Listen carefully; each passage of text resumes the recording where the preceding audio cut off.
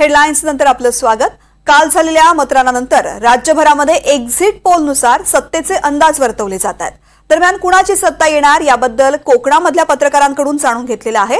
आमचे प्रतिनिधी अक्षय कुडकेलवार यांनी पाहुयात पत्रकारांचे अंदाज काय आहेत। नमस्कार, मी अक्षय कुडकेलवार एनडीटीव्ही मराठीच्या कोण होणार आमदार या विशेष कार्यक्रमामध्ये तुम्हा सगळ्यांचं स्वागत करतोय। विधानसभा निवडणुकीचं मतदान पार पडलंय आणि आता सगळ्यांना उत्सुकता आहे त्यांच्या मतदारसंघातला आमदार कोण होणार। कोकण विभागातील नेमक्या काही ज्या बिग फाईट्स आहेत त्या ठिकाणी आमदार कोण होणार याबाबतचा अंदाज आपण काही ज्येष्ठ पत्रकार आणि अभ्यासकांकडून विचारणार आहोत। नेमका त्यांचा अंदाज काय असणार आहे। सुरुवातीला आपण रायगड जिल्ह्याबद्दल विचारणार आहोत आणि श्रीवर्धन मधली लढाई। श्रीवर्धन मध्ये जर आपण बघितलं तर आदिती तटकरे ज्या विद्यमान आमदार मंत्री होत्या, सुनील तटकरे यांच्या कन्या ज्या राष्ट्रवादी काँग्रेस पक्षाकडून उमेदवार होत्या आणि त्यासोबतच अनिल नगावणे जे राष्ट्रवादी शरदचंद्र पवार पक्षाचे उमेदवार होते, यापैकी या सगळ्या अभ्यासकांचा अंदाज काय ते जाणून घेणार आहोत। सर, आपण जर बघितलं श्रीवर्धन मध्ये अनिल नगावणे की आदिती तटकरे, काय अंदाज? लोकसभेचा नुकताच निकाल जाहीर झाला, त्यामध्ये महायुतीला चांगलं पूर्ण कोकणात महायुतीला चांगलं यश मिळालेलं आहे आणि मतदान सुद्धा यावेळी चांगलं झालं आहे। त्यामुळे या चांगल्या मतदानाचा फायदा नेमका कोणाला होतो, काटेकी टक्कर आहे। परंतु सत्ताधारी माझ्या अंदाजानुसार तिथे आदिती तटकरे विनिंग कॅन्डिडेट आहेत। पहिला अंदाज आला आदिती तटकरे। सर, तुम्हाला काय वाटतं? थेट नाव सांगा। आदिती तटकरेंना चान्सेस जास्त आहेत। दोन जणांनी सांगितले आदिती तटकरे। सर, आदिती तटकरेच तिथे निवडून येऊ शकतात, कारण कारणांवर आपण नंतर येऊ। तीन आदिती तटकरे आदिती तटकरे देऊ शकतात। आपण बघतो या ठिकाणी आपल्या सोबत या ठिकाणी बघितलं तर 7 विश्लेषक बसले आणि 7 पैकी 7ही विश्लेषकांकडून सांगितलं जातंय आदिती तटकरे ह्या श्रीवर्धन मतदारसंघातनं निवडून येतील। अगदी थोडक्यात नेमकं याचं कारण काय हे देखील जाणून घेण्याचा प्रयत्न आपण करणार आहोत। सर, आदिती तटकरे निवडून येतील असं आपण म्हणतात, नेमकं कारण काय? या मतदारसंघात सुनील तटकरेंचा पूर्ण चांगल्यापैकी होल्ड आहे आणि आदिती तटकरे ह्या मंत्री राहिलेले आहेत आणि आता जी गेम चेंजर जी महिलांसाठी योजना आहे ते पाहता मला वाटतं आदिती तटकरे तिथे प्लस राहतील। पुन्हा अलिबाग रायगड मधली दुसरी महत्त्वाची लढत जी असणार आहे ती असणार आहे भरत गोगावले। भरत गोगावले हे शिवसेना एकनाथ शिंदे गटाकडनं उमेदवार होते, विद्यमान आमदार देखील होते आणि त्यांना आव्हान उभं केलं होतं माणिकराव जगताप यांच्या कन्या स्नेहल जगताप यांनी। शिवसेना उद्धव बाळासाहेब ठाकरे पक्षाकडनं महाडबद्दल देखील आपण अगदी थोडक्यात पहिले अंदाज वर्तवणार आहोत। स्नेहल जगताप की भरतशेठ गोगावले? या ठिकाणी सुद्धा माझं मत भरतशेठ गोगावलेंच्या बाजूनेच राहील, कारण त्यांनी गेल्या काही वर्षात तिथं विकासाची विविध कामं केली आहेत आणि ते शिंदे सेनेतील एक म्हणजे पहिल्या फळीतील नेते आहेत, त्यामुळे त्याचा फायदा त्यांना होईल। या मतदारसंघामध्ये जगतापांपेक्षा गोगावलेंचं पारडं जड राहील, कारण त्याचं सगळ्यात महत्त्वाचं कारण आहे आघाडीमधली जी कारणावर नंतर येतो। भरतशेठ गोगावले हे निवडून येतील। भरतशेठ गोगावले यांचा विजय होईल। गोगावलेंबाबत नाराजी आहे तिथे, कारण ते सत्तेत आहेत, त्यांना पदही मिळण्याची अपेक्षा होती। त्यांच्याकडून जी अपेक्षा होती मतदारसंघामध्ये ती तेवढी कामं झालेली नाही, त्यामुळे नाराजी आहे त्यांच्या विरोधात। स्नेहल जगताप त्यामुळे निवडून येतील असा माझा ठाम विश्वास आहे। भरत गोगावले यांच्याकडे पक्षाची फार मोठी जबाबदारी होती, त्यामुळे आपल्या जबाबदारीचा वापर करून ते निश्चितपणे येऊ शकतात। आपण बघतोय या ठिकाणी देखील स्नेहल जगताप यांना ह्या निवडून येतील असं एक जणाचं म्हणणं आहे, तर उर्वरित 6 जण सांगतायत की भरतशेठ गोगावले। अंदाजाचा जो मेजॉरिटी आहे, जे बहुमत अंदाजाचं आहे, हे भरत गोगावले यांच्याकडे जात आहे। आता कारण देखील आपण विचारून घेणार आहोत, नेमकं कारण काय? का वाटतंय तुम्हाला भरत गोगावले यांचा या ठिकाणी विजय होईल? आघाडीमधले जे घटक पक्ष आहेत त्यांचं जे आपापसात बिनसलेलं आहे, त्यामुळे त्या तिथे शहकाटशहाचं राजकारण होऊन त्यामुळे जगतापांची सीट धोक्यात येईल। मला असं वाटतं की भरतशेठ गोगावले हे गटनेते होते शिवसेनेचे फुटीनंतरचे, आणि एक संपर्क असलेला त्या भागातलं ते लीडर असल्यामुळे निश्चितपणे त्याचा फायदा त्यांना मिळू शकतो। आता आपण रत्नागिरी जिल्ह्याकडे वळणार आहोत। रत्नागिरीमधल्या ज्या बिग फाईट्स आहेत त्यापैकी एक महत्त्वाची असणार आहे भास्कर जाधव विरुद्ध राजेश बेंडल। राजेश बेंडल जर आपण बघितलं तर शिवसेनेकडनं शिंदे गटाचे उमेदवार आहे, तर भास्कर जाधव हे शिवसेना उद्धव बाळासाहेब ठाकरे गटाचे उमेदवार आहे। सर, काय वाटतंय, भास्कर जाधव की राजेश बेंडल? मला वाटतं भास्कर जाधवांचं पारडं तिथं जड आहे। भास्कर जाधवांचंच पारडं जड आहे। मला वाटतं राजेश बेंडल तिथे निवडून येऊ शकतात। भास्कर जाधव ते बेंडल येतील। भास्कर जाधव. भास्कर मुलुक मैदान तोप आहे, त्यामुळे त्यांना चान्सेस जास्त आहेत. तर आपण बघतोय रत्नागिरीमधला जो गुहागर मतदारसंघ आहे त्या ठिकाणी 5 जण म्हणतायत भास्कर जाधव, म्हणजे भास्कर जाधव यांचा अंदाज जो आहे त्या ठिकाणी निवडून येण्याचा जास्त आहे. कारण आपण जाणून घेणार आहोत. मला असं वाटतं की गुहागर मतदारसंघामध्ये जे जातीय जे गणित आहे ते तिथे राजेश बेंडलांच्या बाबतीत प्लस ठरू शकतं. रामभाऊ बेंडल, राजेश बेंडलांचे वडील हे पूर्वी आमदार त्या ठिकाणी राहिलेले आहेत. त्याचाही एक जो वर्ग त्यांचा होता तो त्यांच्या पाठीशी राहील. आणि दुसरी गोष्ट, मागचे 2 टर्म भास्कर जाधव त्या ठिकाणी आमदार राहिले, त्याचा नाराजीचा फायदा देखील त्यांना होऊ शकतो. भास्कर जाधव हे राज्यात यापूर्वी मंत्री राहिले आहेत. त्याचबरोबर भास्कर जाधव हे शिवसेना ठाकरे गटाची मुलुक मैदान तोप म्हणून ओळखले जाते. जनसामान्यांचा नेता म्हणून त्यांची ओळख आहे. आणि भास्कर जाधव यांचं राज्यातलं शिवसेना ठाकरे गटातलं जे असलेलं वर्चस्व आहे, या सगळ्या गोष्टींचा विचार केला तर आतापर्यंत भास्कर जाधव हे त्यांच्या मतदारसंघात वरचढ राहिलेले आहेत. आणि त्यात करून परत शिवसेना ठाकरे गटांकडून सुद्धा त्यांना चांगली ताकद दिली गेली आहे. त्यामुळे सगळ्याचा फायदा त्यांना होईल. दुसरं सगळ्यात महत्त्वाच्या मतदारसंघाकडे आपण येतोय. रत्नागिरी जिल्ह्यातला रत्नागिरी मतदारसंघ. विद्यमान आमदार मंत्री एकनाथ शिंदे यांच्या जवळचे उदय सामंत विरुद्ध बाळ माने अशी लढाई आहे. उदय सामंत हे शिवसेना शिंदे गटाकडनं तर बाळ माने हे शिवसेनेकडनं उमेदवार असणार आहे. आपण बघतोय कोण, उदय सामंत की बाळ माने? उदय सामंत. उदय सामंत. उदय सामंत निवडून येतील. उदय सामंत. उदय सामंत येते. ती लढत अटीतटीची होईल असं मला वाटतं. कारण जो कोण निवडून येईल तो फार कमी फरकाने येईल. निश्चितपणे हाच उमेदवार येईल सांगणं आज कठीण आहे.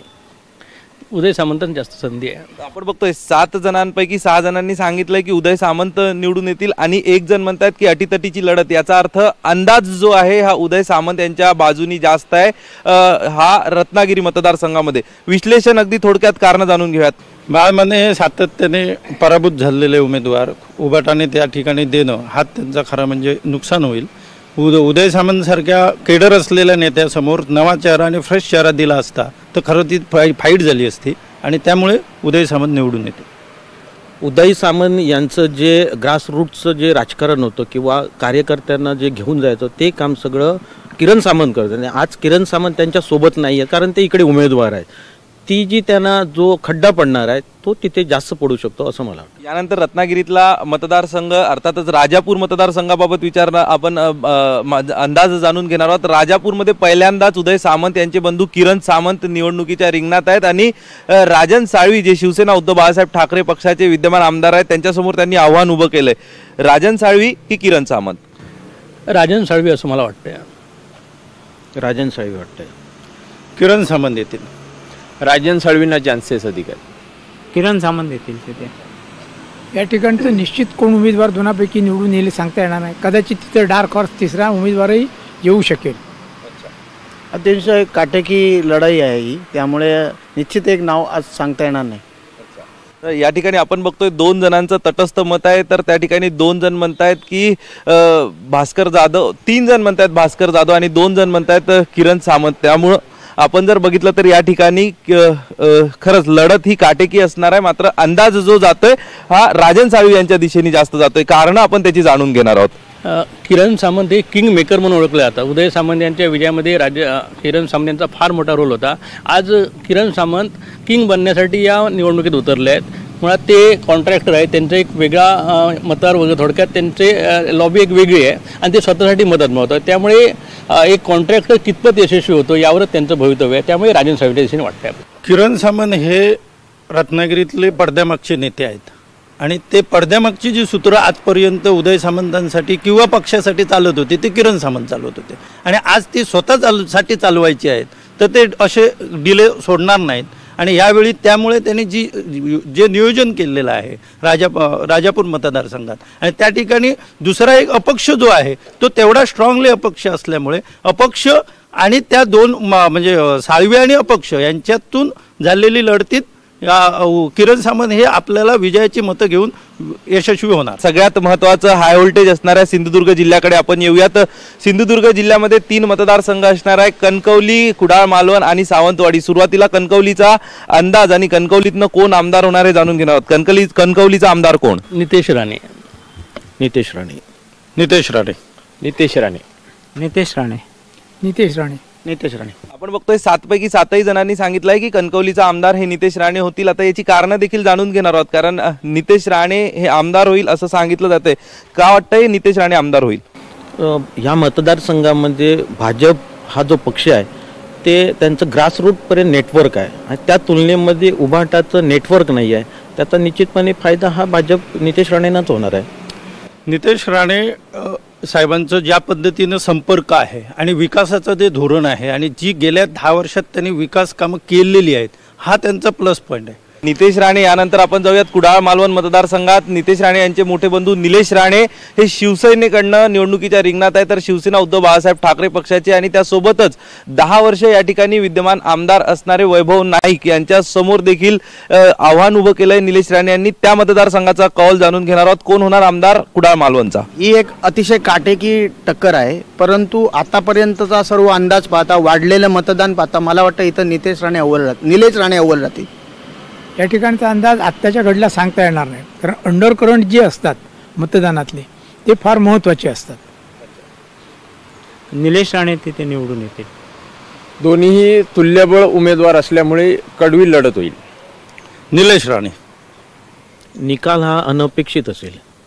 तिथे कोण निवडून येईल आजच्या तारखेला नाही सांगू शकत. धक्कादायक निकाल असेल, त्यामुळे सध्या तरी अंदाज वर्तवणं मुश्किल आहे. आपण बघतोय 7 जणांपैकी या ठिकाणी 3 जणांनी सांगितलंय की निलेश राणे निवडून येतील आणि इतर सगळे सांगतायत की धक्कादायक निकाल असेल आणि काटेकी टक्कर असेल. त्यामुळं अंदाज आणि जो जातोय तो जास्तीत जास्त काटेकी टक्कर आहे याकडे जातोय. त्यामुळं नेमकं कारण काय असणार आहे हे देखील आपण जाणून घेणार आहोत. तर त्या ठिकाणची नेमकं तुम्ही सांगितलंय की धक्कादायक निकाल असेल, काटेकी टक्कर, काय कारण आहे? कारण वैभव नाईक यांनी गेल्या 2 टर्ममध्ये आमदार असताना तिथं कुडाळ आणि मालवण हा दोन्ही तालुक्यात जनसंपर्क अगदी चांगला ठेवला आहे. सातत्याने ते कुठलाही कार्यक्रम असो किंवा कुठलाही संकट असो ते लगेच त्या ठिकाणी पोचतात. त्यामुळे ते जनसंपर्क त्यांचा दांडगा आहे.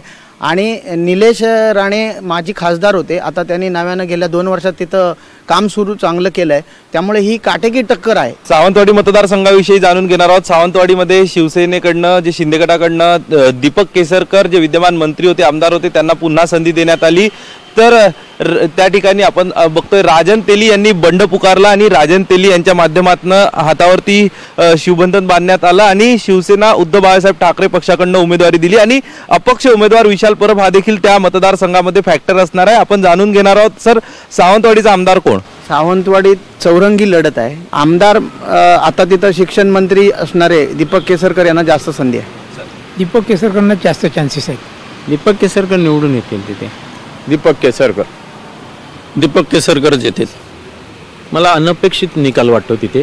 सांगू शकत नाही आजच्या घडीला कोण निवडून येईल. 80% दीपक केसरकर. आपण बघतोय या ठिकाणी 7 पैकी 6 जण सांगतायत दीपक केसरकर हे आमदार होतील. त्यामुळे सावंतवाडीचा आमदार हे दीपक केसरकर होतील असा अंदाज व्यक्त केला जातोय. शेवटचा मतदारसंघ होता कोकणातला. याविषयीचं विश्लेषण अगदी थोडक्यात जाणून घेणार आहोत. सर, का असं वाटतंय दीपक केसरकर? अगदी थोडक्यात सर. केसरकरांची एक वोट बँक आहे. जसे मी मगाशी म्हटलं की उदय सामंतांची जशी एक वोट बँक रत्नागिरीत आहे, तशीच केसरकरांची एक वोट बँक सावंतवाडीत आहे. त्यांच्याकडे बरोबर महायुती आहे, त्यांच्याबरोबर राणेंची पूर्ण ताकद आहे.